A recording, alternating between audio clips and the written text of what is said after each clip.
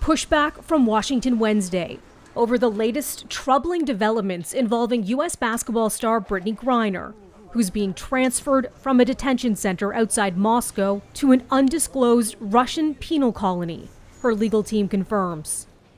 Top U.S. diplomat Antony Blinken, who calls Griner's sentencing unjust and her trial a sham, tweeting, "We strongly protest the movement of Brittney Griner to a remote penal colony and the Russian government's use of wrongful detention.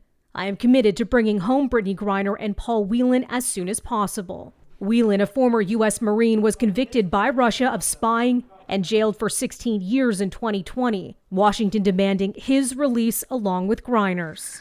In August, Griner received a 9-year sentence by a Russian court on charges of possessing and smuggling drugs. The two-time Olympic gold medalist had pleaded guilty, but she said she made an honest mistake and didn't mean to break the law.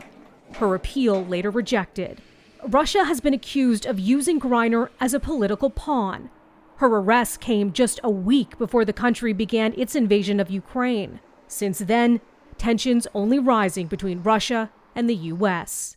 It was in February the athlete was detained after authorities at a Moscow airport said they found vape cartridges containing cannabis oil, which is banned in Russia, in her luggage.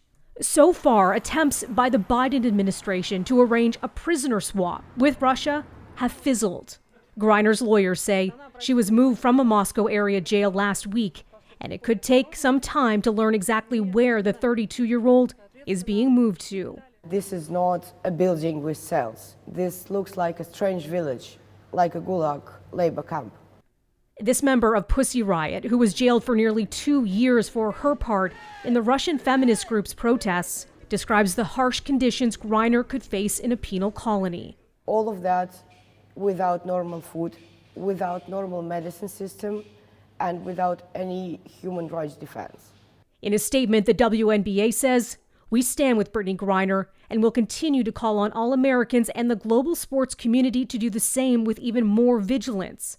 We are crushed that this scary, seemingly never-ending nightmare continues." Melissa Duggan, City News.